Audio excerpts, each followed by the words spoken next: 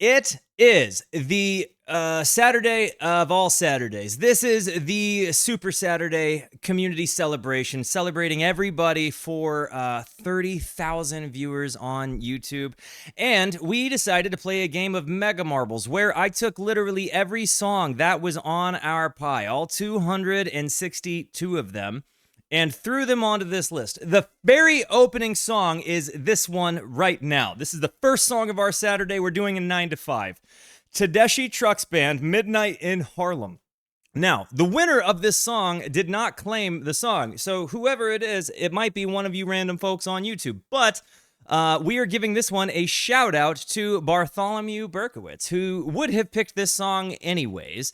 And insisted that we hit the live one. So I found the juiciest live looking video on YouTube we could, and we are going to be hopping in. Now, guys, this is a music discovery stream and a music discovery community, so it's very important to me as I hop into this. Let me in the chat know. Are you listening for the first time? Are you raw dogging it with me? Or have you heard this song before?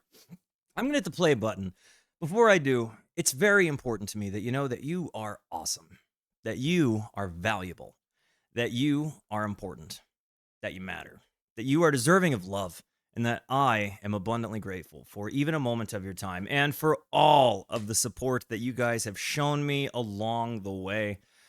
This community has really become a core part of my life, just in offering me friendship and offering me amazing music to listen to, and sometimes to, not amazing music to my personal taste to listen to, but what it has meant to my life has been tremendous, and I just cannot thank you enough for not only embodying music discovery, but positivity, community, and friendship. Thank you guys again in all sincerity from the bottom of my heart for showing at least my corner of the internet that positivity can exist. Guys, let's listen to Tedeschi Trucks Band, Midnight in Harlem. I believe one I picked, it looks like it was the stage from Eric Clapton's Crossroads Guitar Festival. I couldn't tell you which year, but it looked like it was from that time period. I've watched a lot of different performances from that show. So maybe I'm wrong, do tell me. But without further ado, Tedeschi Trucks Band, Midnight in Harlem, live. Here we go. And do let me know if you need sauce as we go through it. Yeah, that's absolutely Crossroads, Chicago, I think.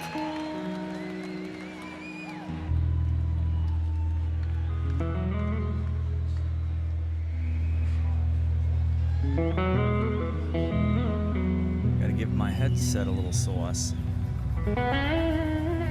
Whoa! I've watched him play before. He's tuning as he's going! Look at this!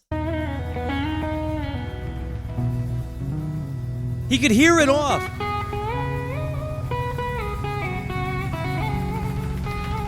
Hear the drums?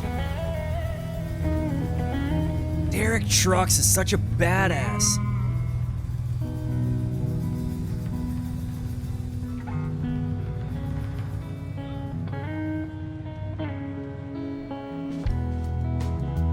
Ooh.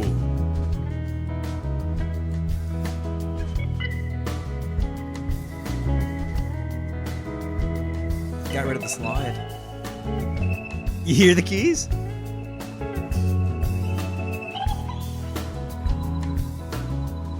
Volume.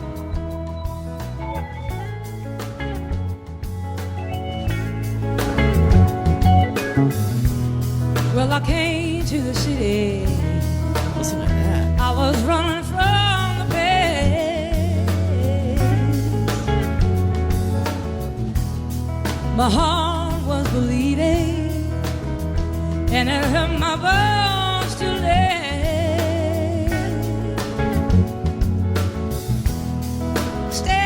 I gotta say, the double drummer vibe, they're playing PRS amplifiers, which is amp heads, I think, which is really cool.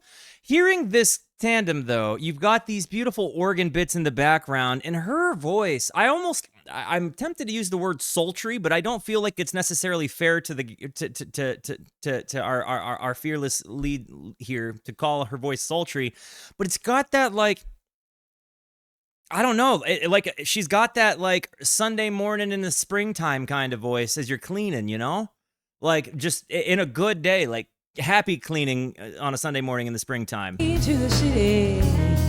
And the double drum thing. I was running from the pain. My heart was bleeding, and it hurt my bones to lay. Her use of rasp when she wants is amazing. Stayed in the city, no exception to the rules, to the rules. He was born to love me. I was raised to be. This is our guy. Is this our guy in the Grateful? Is this the Dead and Company guy? Is that the guy in Dead and Co now? What's his name? I forget. Is that him? He was born to love his brother. Me. I was raised to be a spoon of smooth. That's O'Teal. Walk that line, turn the world. Gotta spend your whole life trying. Ride that train, and free your heart. It's midnight up in Harlem. Ah, she's good, dude.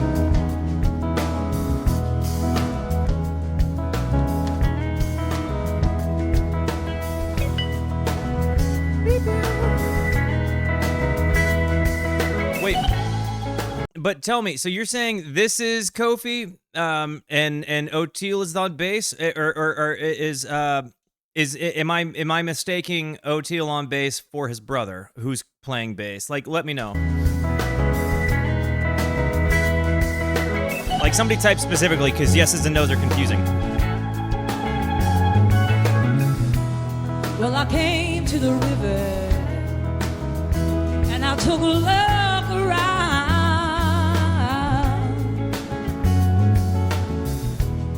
There were old man's shoes, there were needles on the ground. That bluesy, No wonderful more voice. mysteries, baby. No more secrets, no more clues. The stars are out there. You can almost see the moon. He is the bass player for Dead & Co, though. The streets are windy and the subway's closing down. Gonna carry this dream to the other side of town. Walk that line, tell the world. Gotta spend your whole life trying. Ride that train, and free your heart. It's midnight up in Harlem. I'm pregnant. No, I'm absolutely pregnant from this song. Are you freaking kidding me? I'm absolutely pregnant. I've got to say, just hearing the soulful nature of this, like this is absolutely a song it feels like all of them very much respect. And yeah, a gorgeous Telecaster. I like that, you know, she's really kind of playing like, you know, the devil's instrument of country music in a really cool rhythmic context. Like she's playing a rhythm guitar. And when you've got Tedeschi Trucks playing rhythm behind you, even though you know that he's gonna rip a lead, and he kind of did that amazing intro. How high is the action on Tedeschi Trucks' guitar? I don't think I ever thought to ask that question until just now. But he's got to have just like fingers of friggin' steel if he's playing the slide on it that big and then playing rhythm behind her, like with chords. Free your heart. It's midnight up in Harlem.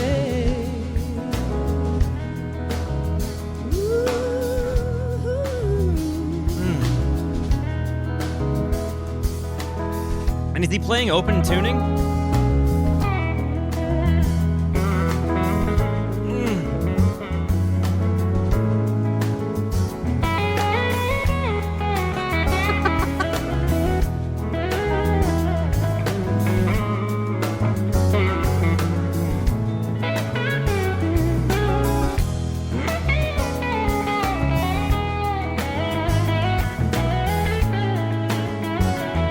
all of their guitars have signatures on them, like they had their heroes sign them or something.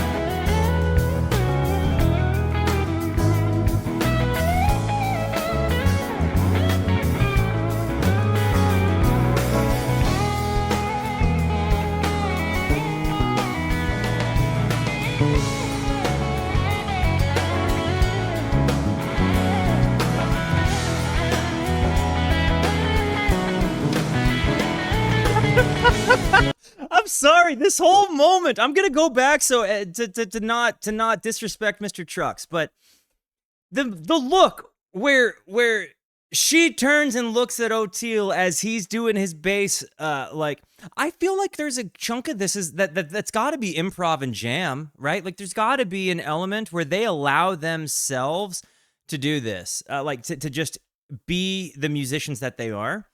And when she turns back there, you can see that she is just impressed with the members of her band. And there is something, I think, that elevates a performance when you can see the musicians interacting with one another in that way. I commented on it when I was watching Morning Dew, at the closing of Winterland, where you see Jerry and Phil kind of looking at each other, and they're getting bigger and bigger smiles as they're lifting that thing off, and then they just send it to friggin' heaven, right? And when you see them smiling, it adds a chemistry to the band that I absolutely think impacts the way it sounds to us. It's amazing. And again, just hearing the way that this is, I mean, this is a touching and moving experience.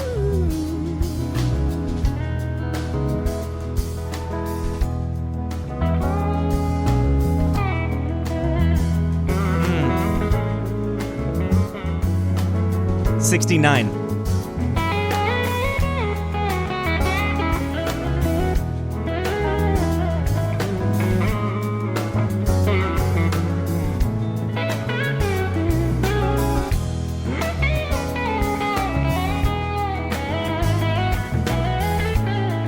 Fluff it up. I'm coming after you after this.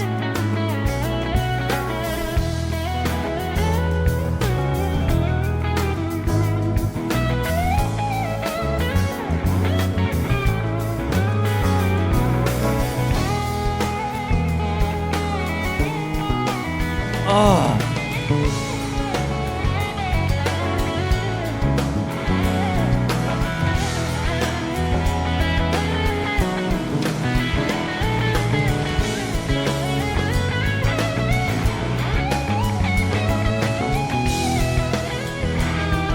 Everything about Dean, I'm going to revisit your question.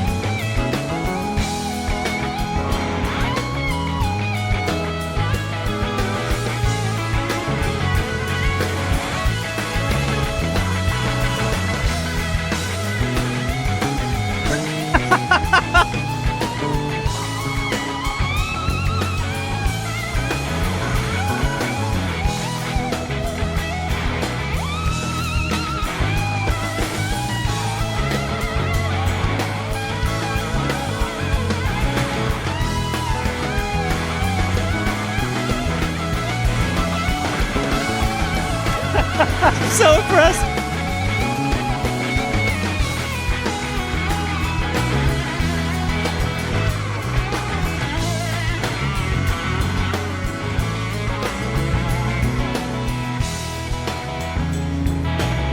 Oh.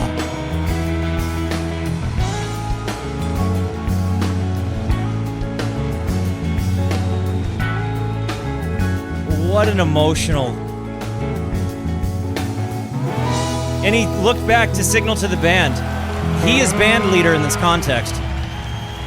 So, Dean, I want to comment on what you were asking about when you were saying, I'm not a Guitar Gear nut, mainly engineering and synth, but stuff. But is him playing an SGE for music like this weird?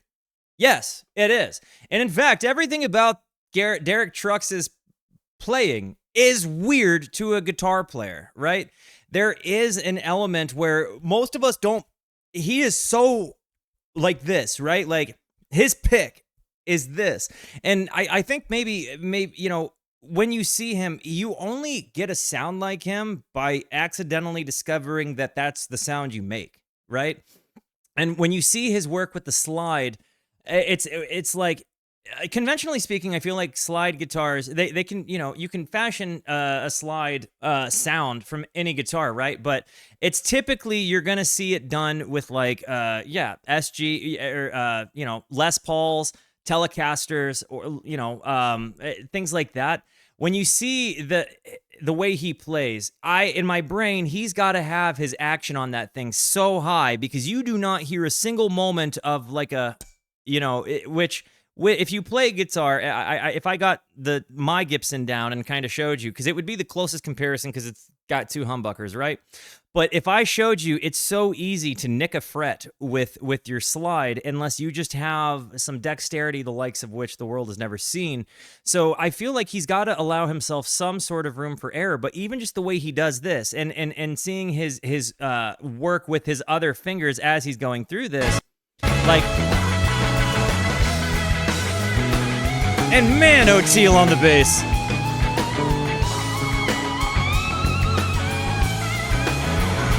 Like, he plays the guitar like he's putting his fingers in warm apple pie, you know?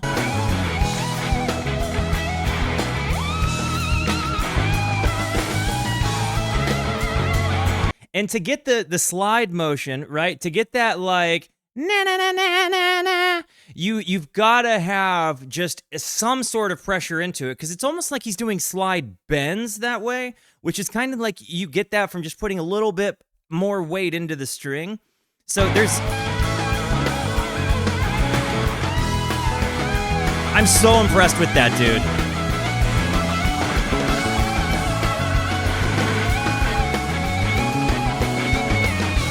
But he just makes those humbuckers squeal. I would also be interested to know what gauge strings he uses and how he sets his amp up, because this feels like it could very much be a very light gauge string affair played through a lot of amp presence.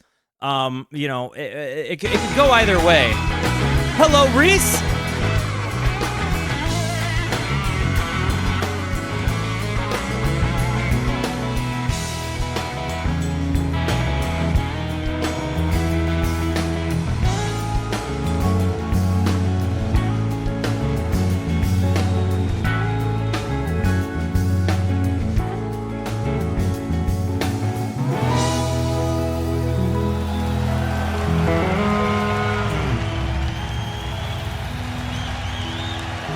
This was such an incredibly jaw-dropping, wonderful performance. I mean, honestly, amazing. So my take on guitar strings, I as a Uncle Steve's nephew, a guy that first dug into blues before really any other genre, I can remember not knowing how to buy guitar strings, and literally in the early days of YouTube. And I'm talking the very, very early days of YouTube, I looked up like Billy Gibbons guitar strings, and I saw Billy Gibbons talk about him and B.B. King having a conversation where B.B. King asked Billy, "Why do you fight your guitar so much? Why, your strings are so hard?" And he was like, "Well, I want the tone this way." And B.B. King was like, "No, play with baby strings. Like, put the lightest gauge strings on there you can. Turn your presence all the way up on the guitar." And so, in my very earliest understanding of how to set strings up, that's always the concept I've approached with. So truly, I've always been like 10s or lower. Like on the 335, I started it out with 11s just because that's what it started with, and I kind of liked the feel. But I'm absolutely like going back to 9s and just gonna have some. Yeah, Stevie SRV is just a madman though, and his guitar is like set up as unique to itself. But as far as what happened here, the whole band, I mean, this was such a flowing experience. It felt like they got to jam. It felt like the entire thing was both, both a jam, an improv, but also a guided improv. I don't know who put this on here, but I feel like this was absolutely the perfect way to open up Community Saturday. Guys, for those of you that heard this song with me for the first time, do let me know what you thought of it. I mean, honestly, that was just so good for the soul. I think a perfect way to start out a Saturday. I love you guys.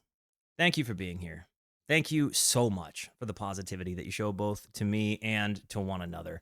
Continue to be the best. And until I see you next, be introspective and consider the birds. And for those in chat, there is the link to the video. I love you guys. Goodbye.